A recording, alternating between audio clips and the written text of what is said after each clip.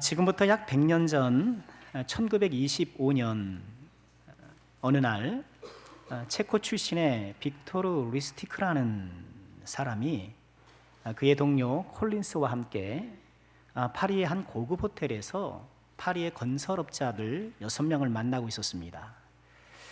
루스티크는 자신을 에펠탑을 담당하는 부국장이라고 소개한 후에 지금 파리 정부가 에펠탑의 수리 비용과 또 유지 비용이 없어서 조용히 민간하게 매각하려고 한다. 그런 이야기를 전해줬습니다. 비밀리에 진행되는 일이니 입단속을 시키면서 응찰서류를 보내라고 그렇게 요구를 했어요. 그러자 앙드레 푸아송이라는 건설업자가 루스티크에게 은밀히 접근해서 내일 아침까지 돈을 마련해 오겠습니다. 그렇게 제안했고 거래가 성사되었습니다. 루스티크는 당시 관행대로 장관에게 건넬 뇌물도 요구했고 푸아송 이 건설업자가 건넨 입찰금과 뇌물을 모두 챙겨서 비엔나로 도망가고 말았어요. 전대미문의 에펠탑 사기 사건이에요. 사기를 당한 푸아송이 이미지 추락을 염려해서 경찰에 신고를 안 했다고 해요. 그래서 이 루스티크가 2번이나 에펠탑을 팔아먹었대요. 대동강을 팔아먹었던 봉이 김선달의 서양 판이라고나 할까요? 저기 보면 그 오른쪽에 그 당시에 체포돼서 미국에 체포돼서 신문 기사가 났던 모양이에요. 여지껏 태어난 사람 중에 가장 부드러운 사기꾼이다. 그런 제목이 달려 있고요. 가운데 있는 사람이 루스티크라고 해요. 결국 그는 감옥에 가서 1947년 감옥에서 병들어 사망했다고 하는데요. 이런 사람을 우리는 사기꾼이라고 말하죠. 사실 죄송합니다. 사기로 치면 우리 대한민국이 둘째가라면 서러운 것 같아요. 대검찰청 통계에 따르면요, 2020년 사기 범죄 건수가 35만 3,657건이라고 해요. 이 수치는 독일, 스페인 다음으로 세계 3위 동메달이에요. 물론 그 사법 체계가 좀 다르기 때문에 단순 비교하기는 어려운 면도 있긴 합니다만 14歳이상 국민 중 100명당 1명꼴로 매년 사기를 당한다. 이런 통계도 있습니다. 제가 설교 준비를 하면서 이 이야기가 이제 떠나지 않으니까 제가 농협 365를 어제 이렇게 갔었는데요. 거기 갔더니만 그 지명수배 포스터가 붙어 있더라고요. 크게 붙어 있는데 20명이 붙어 있어요. 6명이 살인, 그리고 2명이 성범죄, 그리고 나머지 12명이 거기 특경법 이렇게 써 있더라고요. 특정경제범죄 그런 거잖아요. 저희처럼 잘 모르는 사람을 위해서 가로 열고 사기 이렇게 써놨더라고요. 20명이 실려있는 그 지명수배 포스터에 12명, 60%가 사기범죄를 저지른 사람들이더라고요. 디모데후서 3장 어디까지 함성하고 계십니까? 3장 13절에도 이런 말씀이 있어요. 악한 사람들과 속이는 자들은 더욱 악하여져서 속이기도 하고 어떻게 한다고요? 속기도 하나니. 말세 증상 가운데 하나가 사기를 치는 거라는 거예요. 사실 이런 말세 증상, 거짓말을 하고 남을 속이는 것이 말세에만 있는 것은 아니잖아요. 에덴 동산에서 사탄에게 사기를 당한 이후 온 아담의 후예들이 여기에 다 갇혀 있는 거예요. 우리도 자유롭지 않잖아요. 자, 오늘 말씀에서 우리는요, 희대의 사기 현장을 목격합니다. 제가 희대의 사기라고 말한 것은요, 엄마와 아들이 작당해서 남편과 아버지를 속여먹고 있는 거예요. 모자 사기단 이렇게 이름을 붙이면 너무 그런가요? 믿음의 조상 야곱과 그의 어머니 리브가이죠. 자, 창세기 산책 우리가 30번째 시간을 맡고 있는데 2주 전에 우리는 3주 됐나요? 창세기 26장 이삭의 이야기를 살펴보았지요. 그리고 27장에서는 이제 야곱의 이야기가 본격적으로 시작되는데, 야곱의 이야기는 25장에 에서와 야곱이 출생하는, 그죠? 뱃속에서 싸우는 그 장면도 나왔고, 또 죽 한 그릇의 장자권을 빼앗는 그런 이야기도 이미 나왔습니다만, 이제 27장에서는 야곱이 중심 인물이 되어서 본격적으로 그의 이야기가 전개되는 거예요. 그런데 이 야곱 이야기의 첫 번째 에피소드가 엄마와 짜고 아버지를 속여먹는 거예요. 아니, 세상에 속일 사람이 없어서 아버지를 속입니까? 그래서 제가 희대의 사기라고 말씀을 드리는 거예요. 여러분, 이 야곱이 아버지를 속이는 건, 왜 우리 학교 다닐 때 다 그런 경험 있잖아요. 참고서 가격을 부풀려서 이렇게 삥땅하는, 그 정도 수준이 아니잖아요. 인생의 성패가 달린 하나님의 축복을 놓고 엄청난 사기 행각을 지금 벌이고 있는 거예요.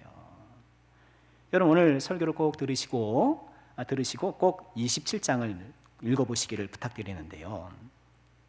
자, 아버지를 속여먹는 이 유명한 이야기는 우리에게 큰 의구심을 자아내게 합니다. 오늘 그 의구심들을, 그 의문들을 함께 생각해 보면서, 풀어가면서 하나님 주시는 교훈을 생각해 보고자 하는데요. 첫 번째 의구심은 이런 것이죠. 왜 하나님은 속이는 자 야곱에게 복을 주시는가라는 거예요. 이렇게 아버지를 작당해서 속이는 야곱에게 복을 주는가? 그리고 믿음의 조상 하면 우리 대표적으로 세 인물이잖아요. 아브라함, 이삭, 야곱이잖아요. 하나님께서 자기소개를 하실 때도 나는 아브라함의 하나님, 이삭의 하나님, 야곱의 하나님이다, 이렇게 세 인물을 거론하셔요. 할아버지 아브라함은 어땠나요? 순종의 대명사. 갈 길을 알지 못하고도 하나님께서 부르시니, 떠나라고 하시니 떠났고, 또 100세여든 아들도 하나님께 바쳤고, 떠나라면 떠나고 바치라면 바치고, 이게 순종의 대명사 아닙니까? 아버지 이삭은 어때요?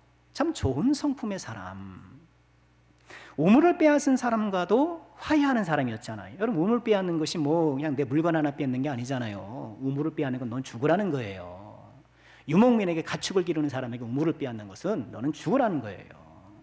그러나 그런 사람들과도 화해하고, 또 리브가와만 한평생 해로한 모범적인 가장이었잖아요. 그러나 이 야곱은요, 할아버지, 아버지와는 많이 달라요.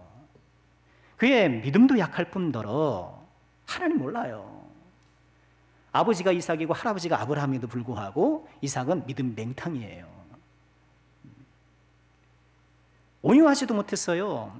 특별히 오늘 말씀에서 보는 것처럼 도덕성에 있어서는 말도 안 되는 사람, 그런 사람이었어요. 형에게 장자권 빼앗는 것도 생각해 보세요. 그때 형이 어땠습니까? 사냥하고 돌아와서 배가 너무 고프다는 것 아닙니까? 배고파 죽겠다는데 그걸 이용해요. 배고파 죽겠다는데 그걸 이용해요. 남은 곤궁에 처해 있는데 그것을 다 이용해서 자기 득을 취하는 거예요. 오늘 말씀도 보면 우리가 읽진 않았습니다만 1절에 보면 이삭이 나이 많아 어두워 잘 보지 못한다라는 거예요. 건강한 아버지를 속여서도 안 되겠지만, 아니 이게 나이가 많아서 앞도 잘 보지 못하는, 그리고 좀 오늘 말씀 보니까 주로 누워 있거든요. 일어나서 복 주세요 이렇게 말하는 걸 보니까 이렇게 눈도 안 보이고 이제 다 늙어서 누워 있는 아버지를 속여 먹고 있는 거예요. 파렴치죠. 야곱의 죄질이 나쁜 것은 다른 사람의 곤궁한 처지를 이용해서 자기 득을 챙긴다는 거예요. 이런 형편없는 야곱에게 하나님께 왜 복을 주시는가? 아브라함과 이삭으로 이렇게 계속 이어지는 그 축복의 계보를 왜 야곱을 향하여서 계속 유지하고 이어가게 하시는가? 그것은 다른 것이 아니라 이렇게 형편없는 야곱을 사랑하실 때 하나님의 은혜가 더욱 분명하게 드러나기 때문인 거예요. 착하고 훌륭한 사람은 저 사람 착하고 훌륭해, 그래서 복을 받은 거야, 이럴 것 아닙니까? 이렇게 신앙적으로도 그렇고 도덕적으로도 그렇고 형편없는 야곱에게 복을 주심을 통하여서 오히려 하나님의 은혜가 더욱더 빛나게 하는 이런 하나님의 계획이었던 것이죠. 특별히 야곱과 에서가 출생할 때부터 하나님께서는 그런 뜻을 분명히 세우셨어요. 로마서 9장 11절 이하에 보면 에서와 야곱이 그 자식들이 아직 나지도 아니하고 무슨 선이나 악을 행하지 아니한 때에, 태어나지도 않았어요. 태어나지 않았으니 무슨 선을 행하거나 악을 행하지도 않았을 것 아닙니까? 택하심을 따라되는 하나님의 뜻이 행위로 말미암지 않고 오직 부르시는 이로 말미암아 서게 하는 것을 보여주시려고 리브가에게 이르시되 큰 자가 어린 자를 섬기리라 하셨나니 기록된 바 내가 야곱을 사랑하고 에서는 미워하였다 하심과 같다라고 말씀하고 있어요. 하나님의 뜻이 인간의 어떤 도덕성, 인간의 행위에 있지 않고 오직 하나님의 은혜에 있다라는 것을 보여주시기 위해서 이렇게 형편없는 야곱을 하나님께서 긍휼히 여기사 그에게 복을 주신다는 거예요. 근데 우리는 오해하면 안 되죠. 야곱이 이렇게 형편없는데 복을 주셨네. 그럼 나도 괜찮네. 나도 거짓말하고 나도 이참에 한번 담대하게 속여보겠다. 여러분 그런 생각하면 안 되죠. 오늘 말씀은 야곱의 이런 비도덕성을 두둔하는 것이 결코 아니에요. 야곱은 형과 아버지를 속인 대가를 톡톡히 치릅니다. 그의 삶이 평탄하지 않아요. 20년 동안 외삼촌 집에 가서 머슴살이 했잖아요. 그리고 본인이 아버지를 속이니까 나중에 아들들한테 속아요. 요셉을 잃어버린 다음에, 그러죠? 그 아들들이 작당을 하고 아버지를 속이잖아요. 짐승이 찢어갔습니다, 막 이러잖아요. 그러니까 사랑하는 아들을 잃어버린 채로 계속 살았던 거예요. 자식 잃어버리고 살아가는, 여러분 그 마음 아시잖아요. 우린 이해할 수 있잖아요. 이 야곱은 고단한 삶을 살았고요. 그리고 애굽에 내려가서 바로 앞에 서면서 야곱은 자신의 삶을 돌아보면서 이렇게 얘기를 해요. 내 나그네 길의 세월이 130년입니다. 내 나이가 얼마 못 되니 우리 조상의 나그네 길의 연주에 미치지 못합니다. 그런데 험악한 세월을 보냈습니다. 험악한 세월을 보냈습니다. 정말 험악한 세월을 보냈죠.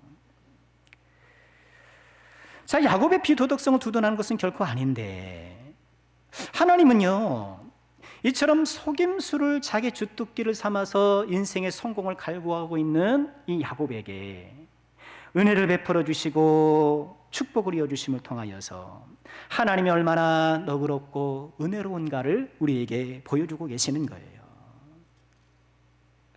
오늘 이 야곱의 이야기는 어떤가요? 여전히 자기 기술을 삼아서 자기 재능을 주특기 삼아서 인상을 헤쳐나가려 하는 이 시대의 모든 야곱들을 향하여서 유일한 소망이 하나님의 은혜라는 것을 보여주는 거예요. 여러분 우리 모두가 야곱이 아닐까요? 우리 다 야곱이에요. 내가 믿음 있는 것 같고 내가 신앙생활 잘하는 것 같지만 가만히 들여다보면 여전히 내 기술 앞세워서 살아가요. 그럴 때가 너무너무 많아요. 내가 뭐라도 좀 있으면 그거 의지하게 되고 하나님보다 그거 앞세우게 되고 그러기가 너무너무 쉬운 것이 우리들 아닙니까? 악한 사람들과 속이는 자들은 더욱 악하여져서 속이기도 하고 속기도 한다는데 여러분 거기서 우리가 자유롭지 못하잖아요. 여러분 우리가 살아오면서 나는 한 번도 속여보지 않은 그런 사람이 어디 있어요? 나는 한 번도 속아본 적도 없어. 나는 똑똑해. 그런 사람 있나요? 그런 사람도 없어요. 우린 다 속이기도 하고 속기도 하면서 이런 야곱 같은 삶을 살아가는 거예요. 이런 야곱의 이야기는 야곱적 삶을 살아가는 우리 모두의 유일한 소망이 하나님의 은혜라는 것을 보여주는 거예요. 그렇습니다. 우리 다 지금까지 하나님 은혜로 살아온 것 아니겠습니까? 2023년 이제 달력에 딸랑 한 장 남았잖아요. 너플너플거리는 달력 한 장. 그러나 우리가 고백하지 않을 수 없는 건 뭔가요? 지금까지 지내온 것 주의 크신 은혜라. 지금까지 지내온 것 주의 크신 은혜라. 나는 여전히 야곱이었고 나는 순간순간 야곱보다 더 약삭받았고 야곱보다 더 내 어떤 인간적인 재능들을 의지하면서 살아왔지만 그럼에도 불구하고 하나님의 은혜가 나를 떠받쳐 주셨고 하나님 은혜가 나를 이끌어 주셨고 이 하나님의 사랑이 우리를 붙들어 주신 것이죠. 깊어가는 가을, 한 해의 마감을 앞둔 우리 모두가 지금까지 지내온 것 하나님의 은혜, 야곱을 이처럼 형편없는 야곱을 사랑하신 그 하나님의 사랑이 나에게도 임하여서 나 역시도 그 은혜로 살아왔다는 것을 고백하고 그 은혜에 감사할 수 있는 이 가을이 되시기를 주님의 이름으로 축원합니다. 오늘 이야기가 우리 속에 자아내는 두 번째 질문은 이런 것이 아닌가 싶어요. 왜 리브가는 남편을 속이면서까지 야곱이 복을 받도록 도왔는가라는 거예요. 아니 왜 리브가는 이렇게까지 하지? 사실 오늘 이 사기 계획의 총 기획자는 리브가였어요. 잘 아시죠? 이삭이 에서에게 축복해 주려고 하는 그 대화를 엿들은 것도 리브가고, 또 아버지를 어떻게 속여야 하는지 그걸 구체적인 계획을 짠 것도 리브가예요. 그러니까 야곱은 리브가가 짜준 그 계획대로, 그 각본대로 했던 훌륭한 배우였던 것이죠. 리브가는 이삭을 속여서 야곱이 복을 받을 수 있도록 하는데 매우 적극적이었어요. 앞서 12절에 보면 엄마가 야, 너 아버지가 형한테 복 주려고 하니까 네가 얼른 받아. 내가 도와줄게. 그러니까 야곱이 먼저 걱정해요. 아버지께서 나를 만지신 때 내가 아버지의 눈에 속이는 자로 보일 것입니다. 복은 고사하고 저주를 받을까 합니다. 야곱은 걱정하는 거예요. 야곱이 참 못됐어요. 아니 어머니가 이렇게 얘기를 하면 어머니 어떻게 아버지를 속입니까? 그러면 안 되죠. 이게 정상 아닙니까? 아버지를 속이는 것에 대해서는 전혀 문제 삼지 않고 걸리면 큰일 난다는 얘기만 하는 거예요. 걸리면 큰일 나요. 축복은 고사하고 저주받는다. 그 걱정하고 있는 거예요. 못된 아들이에요. 그러니까 리브가가 이렇게까지 얘기해요. 어머니가 그에게 이르되 내 아들아 너의 저주를 내게 돌리라. 내 말만 따르고 가져오너라. 시키는 대로만 해. 야 조용히 하고 시키는 대로만 해. 리브가가 그렇게 자기가 저주를 또 하겠다라고까지 말하면서 적극적으로 이 일을 꾸며나가는 거예요. 아니 왜 리브가는 이렇게까지 할까? 아니 에서는 뭐 어두운 자식입니까? 아니잖아요. 한나란 씨에 태어난 게 똑같은 쌍둥이 아들이잖아요. 우리는 25장 28절 앞서에서 이삭이 에서를 사랑하고 리브가는 야곱을 사랑했다는 이야기를 우리는 보았어요. 그렇죠. 이삭은 에서가 사냥한 고기를 좋아하므로 그를 사랑하고 리브가는 야곱을 사랑했다는 거예요. 이 가정에 편애가 이렇게 자라고 있었던 거예요. 아버지 이삭이 큰아들 에서를 좀 더 편애했던 것은 우리가 일반적으로 좀 이해할 수 있는 그런 구석은 있어요. 그잖아요. 아버지들이 좀 큰아들을 더 우애하는 것, 그런 경향은 조금씩 있잖아요. 게다가 에서는 익숙한 사냥꾼이죠. 늠름하게 이게 상남자로 컸단 말이죠. 활동력 있고 리더십 있고 막 그런 거예요. 이렇게 사내답게 커니까 이 이삭은 굉장히 좋았던 것 같아요. 야, 녀석의 가문을 잘 이끌어가겠구나. 그렇게 대견하게 여기고 자랑스러웠던 것이 아닌가. 반면에 여기면 맨날 야곱은 어때요? 맨날 부엌에나 있고 뭐 그러잖아요. 부엌 일도 잘한 것 같지는 않아요. 말씀 보니까 죽을 썼다 그랬거든요. 어머니를 도왔는데 뭐예요? 죽을 썼다. 죽을 썼다는 얘기인데 제가 그냥 우스개로 말씀드린 거예요. 아마도 리브가가 야곱을 사랑하는 것은 여러분 어머니들 많이 계시잖아요. 내가 두 아들이 있는데 누구를 더 사랑하고 누구는 뭐 미워하고 그런 게 어디 있겠습니까? 야곱을 사랑했던 것은 안 그래도 지금 아버지 눈에 들지 못한 둘째 아들이 애틋해서 그래서 사랑한 것이 가능성이 높아요. 물론 이 아버지는 에서를, 리브가는 야곱을 더 이렇게 좋아했던 그런 마음은 있었습니다만 그런 애틋한 애정만으로는 오늘의 이 적극적인 사기 계획을 설명하기 어려워요. 아무리 그렇다 하더라도 큰아들 걸 빼앗아다가 작은아들 주겠습니까? 아무리 작은아들이 안쓰럽다 하더라도 큰아들을 희생시킬 그런 엄마가 어디 있겠어요? 리브가의 이런 행동은 하나님의 말씀 때문이었다라는 것밖에 해답이 없어요. 어떤 말씀입니까? 이 복중의 쌍둥이를 가졌을 때에 항상 막 다투잖아요. 뱃속에 있는 아이가 존재감 발휘하려고 툭툭툭툭 차는 정도가 아니었던 거예요. 막 서로 다투니까 이 문제 가지고 리브가가 하나님께 기도하잖아요. 하나님께 기도할 만큼 뭔가 심각함을 느꼈던 거예요. 그러자 하나님께서 뭐라고 말씀하셨어요?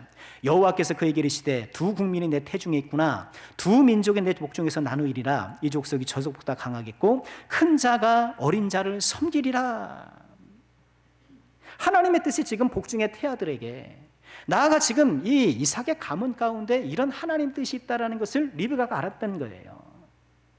임종을 얼마 남기지 않은 이 아버지 이삭이 지금 자식을 축복하는 중요한 순간에 리브가는 하나님의 뜻이 이 가정에 이루어진다라고 믿었던 거예요. 그렇기 때문에 작은 아들 야곱이 복을 받아야 된다고 생각했던 것이고, 인간적인 모생으로 생각하면 큰 아들이나 작은 아들이나 다 귀한 아들이지만 그런 인간적 모생애를 뛰어넘어 하나님 말씀에 순종해야겠다라고 다짐했던 거예요. 리브가는 하나님의 뜻을 따르기 위해서 지금 이런 일을 벌인 거예요.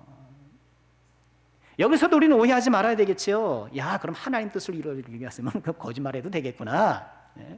그건 결코 아니에요. 역시 리브가도 그 대가를 톡톡히 치러요. 이렇게 야곱이 축복을 강탈해 가니까 에서가 얼마나 화났습니까? 그러니 아버지가 오늘 내일 하니까 어쩔 수 없고 아버지 돌아가시면 저 야곱 내가 죽일 거야. 그 리브가가 또지잖아요. 그럼 생각해 보세요. 여러분의 큰아들이 작은애들 죽이겠다고 생각해 보세요. 그 엄마 마음이 어떻겠습니까? 더군다나 그 둘째 아들은 20년 동안 자기 친정집에 가서 뭐 큰아들이 다 알았는데 뭐 큰아들이 그부터 엄마를 이렇게 좋아했겠습니까? 결국 리브가는 자신의 이런 하나님의 뜻을 따르는 것 때문에 사실상 아들 둘을 다 잃은 거예요.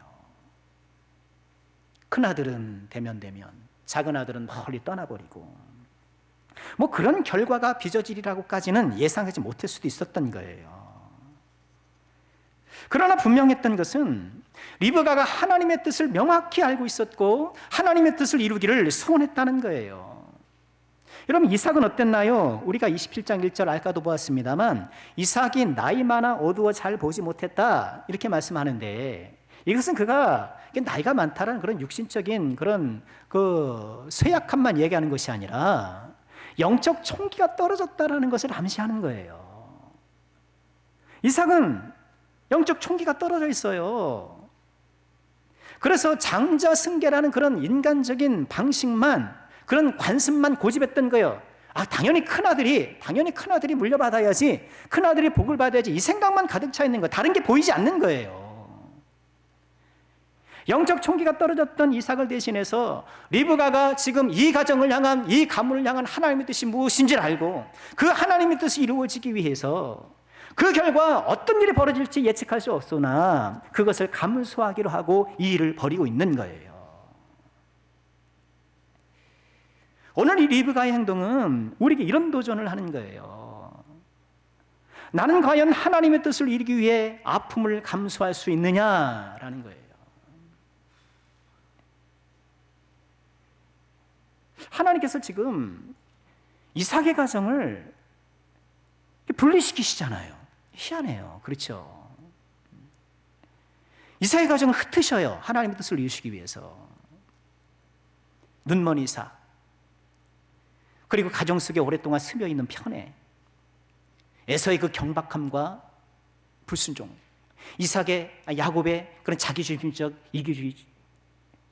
지금 남들 보면 아유, 쌍둥이 두 아들 참 잘 두셨는데, 큰 아들 그렇게 사냥을 잘한다면서요, 작은 아들 그렇게 가정적이라면서요, 남들은 칭찬했는지 모르겠지만 이렇게 들여다보니까 어때요? 그 아주 문제가 많이 있는 거예요.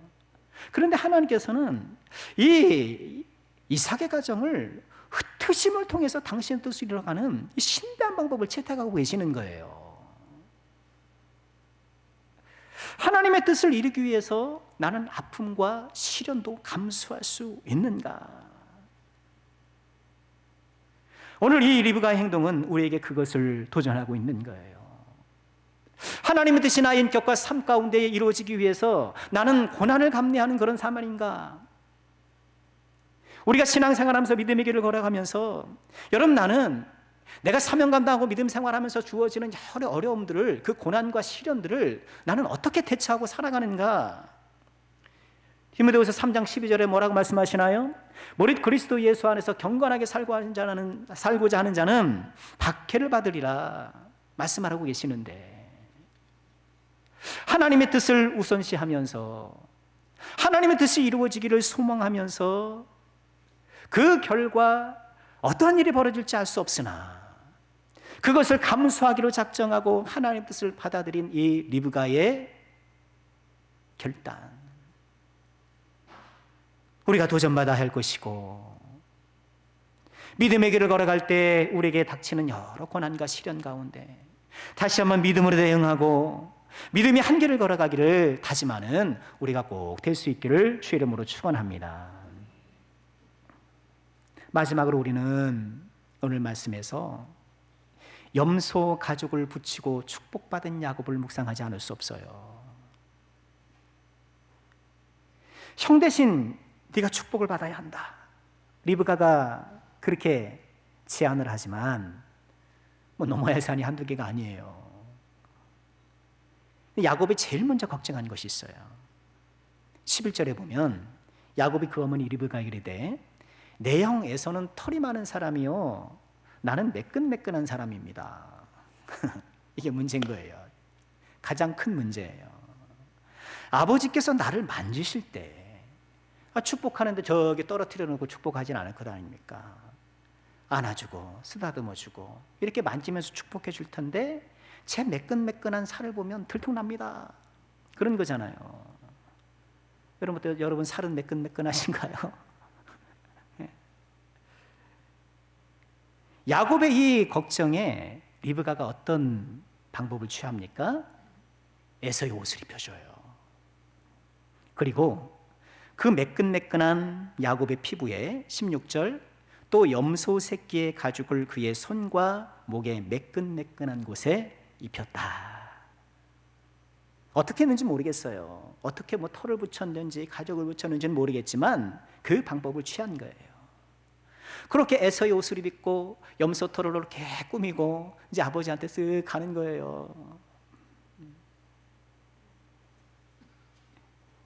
아버지에게 다가가니까 이삭이 야곱에게 이렇게 행동하죠.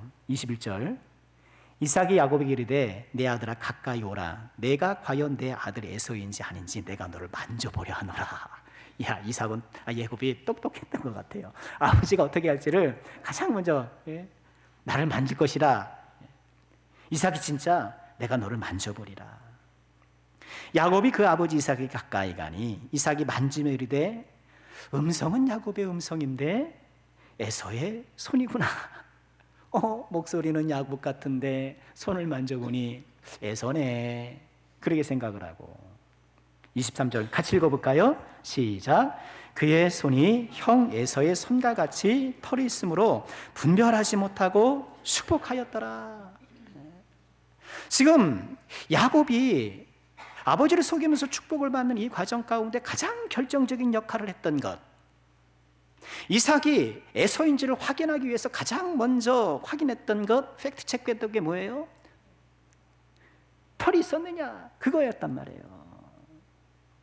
야곱이 아버지를 속여 복을 받을 수 있었던 결정적 요인은 염소 새끼의 가죽을 덧입었기 때문이었던 거예요. 여러분, 이 사실을 우리에게 보여주는 것은 무엇입니까? 야곱이 염소 새끼의 가죽을 덧입혀 아버지 이삭의 복을 받을 수 있던 것처럼 저와 여러분은 예수 그리스도를 덧입어 하나님의 복을 받게 된 것 아닙니까?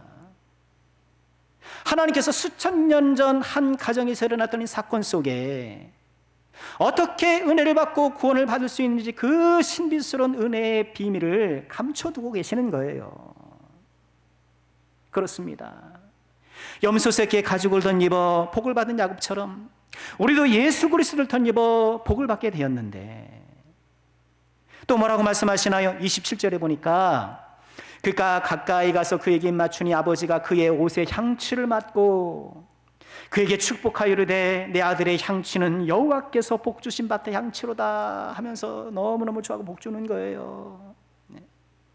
그 털을 만지고 그 향취를 만지고. 여러분, 우리가 무엇 때문에 우리가 하나님께 복을 받습니까? 우리에게는 여전히 악취가 나지 않습니까? 그리스도의 향기가 나야 된다고 우리는 노래도 하고 기도도 하지만 여전히 사람 냄새 풀풀 나고,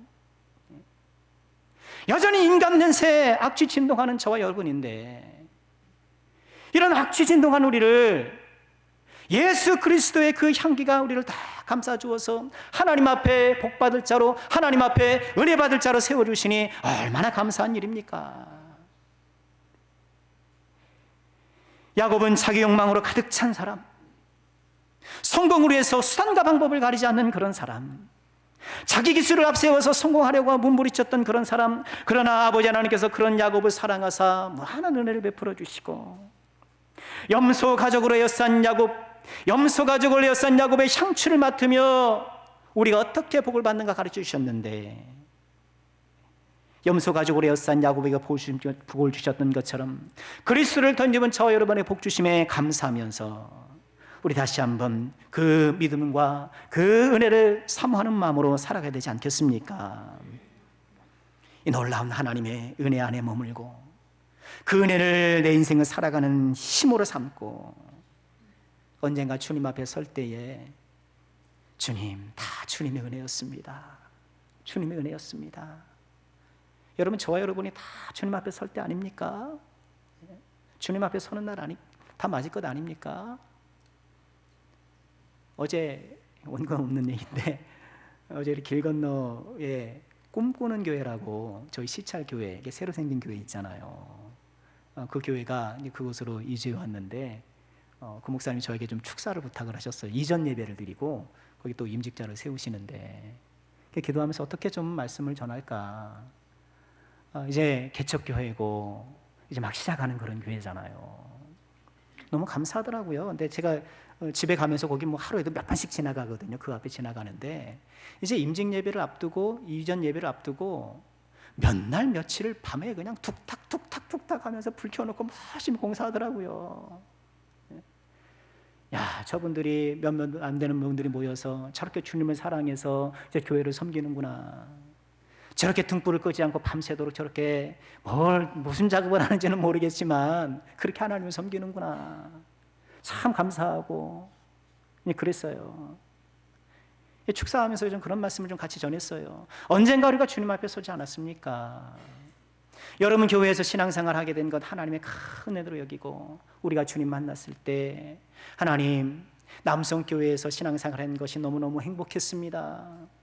주님을 섬긴다고 섬겼지만 부족한 것은 참 많았고 하나님 마음 아프게 한 것도 있었지만 저는 남성교회에서 섬겼던 것이 너무너무 행복했습니다. 주님, 우리가 그렇게 말할 수 있어야 되지 않을까.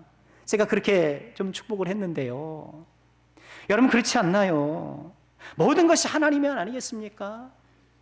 우리가 지금까지 걸어왔던 모든 걸음걸음 하나님의 은혜인데, 언젠가 주님 만나 주님의 무릎 앞에 무릎 꿇고 모든 것이 하나님의 은혜였습니다 고백해야 되지 않겠습니까? 지금 내 삶을 떠받들고 있는, 내 삶을 이끌어 가시는 하나님의 놀라우신 은혜, 여전히 그 은혜가 살아있어서 나의 삶을 이끌어 주심을 믿고 그 은혜에 힘입어서 은혜 받은 자로 살아가기를 더 힘쓰는 저와 여러분이 꼭 되어야 되겠습니다. 이 귀한 은혜가 우리에게 가득하기를 주님의 이름으로 축원합니다. 자, 우리 함께 하나님을 찬양하면서 우리의 믿음을 고백드렸으면 좋겠습니다. 주의 은혜라 찬양인데요, 우리 할렐루야 찬양대에서도 이렇게 찬양을 했던 귀한 곡인데요, 조금 어색할 수 있으나 처음 접하는 곡일 수도 있으나 그러나 여러분 또 가사를 생각하시면서 함께 찬양했으면 좋겠습니다. 내 평생 살아온 길, 살아온 길